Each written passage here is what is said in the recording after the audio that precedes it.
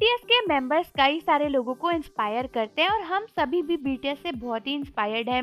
उनकी बातों को ध्यान रखते हैं और उसे फॉलो करने की कोशिश करते हैं। लेकिन दोस्तों, अगर कोई इंसान बीटीएस की बातों को अपने वर्ड्स बोलकर उन्हें घुमा फिराकर लोगों के सामने बोले और उनकी इंटेलिजेंस का क्रेडिट लेना चाहे, तो क्या इसे बीटीएस की बेइज्जती करना या फिर उनकी इंसल्ट करना नहीं कहा जाएगा?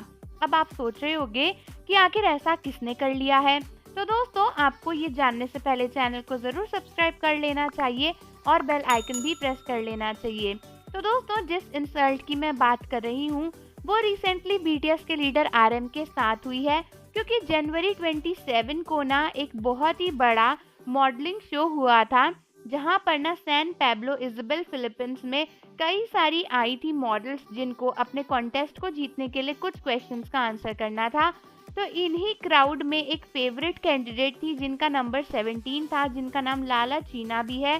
तो वो अपनी कंट्री और अपने जगह को रिप्रेजेंट कर रही थी और उनके पास एक रैंडम क्वेश्चन आया, जहाँ पर उनसे पूछा गया कि अगर तुम एक जीनी होती तो तुम किसको अपना मास्टर मानती।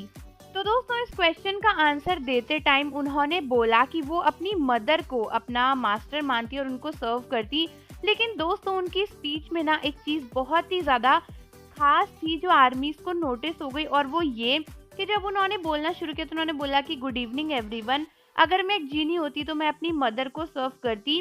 और इस क्वेश्चन के बारे में मैं बस यही कहना चाहूँगी कि whatever who you are, where you are from, your skin colour, your gender identity, just speak yourself, find your voice, find your name by speaking yourself, thank you.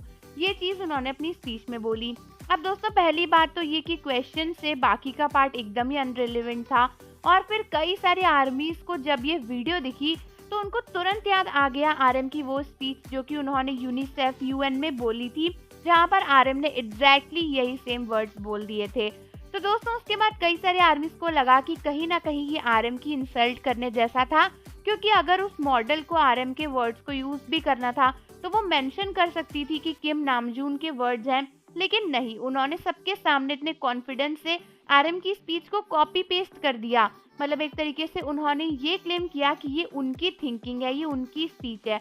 जब भी आप किसी contest में जाते हो या फिर जहाँ पर आपसे ऐसे क्वेश्चन पूछे जाते हैं, तो ये स्पीचेस आपकी थिंकिंग को रिप्रेजेंट करती हैं, ना कि आप किसी और के वर्ड्स को उठाकर यहाँ पर बोल सकते हो। इसको पूरे तरीके से वर्ड्स को चोरी करना कहा जाएगा। यही नहीं, बल्कि कई सारे आर्मीज तो ये भी बोल रही थी कि उन्हें ऐसी चीजें सबके सामने बोलनी ही नहीं चाहिए थी जब उनके खुद के वर्ड्स नहीं थे वो। और कई सारे आर्मीज तो ये भी बोल रही थी कि उन्हें अपनी मदर की जगह किम नामजून का ही नाम ले लेना चाहिए था अपने मास्टर की जगह पर, जिस तरीके से उन्होंने स्पीच को कॉपी किया और आरएम की इंसल्ट करी।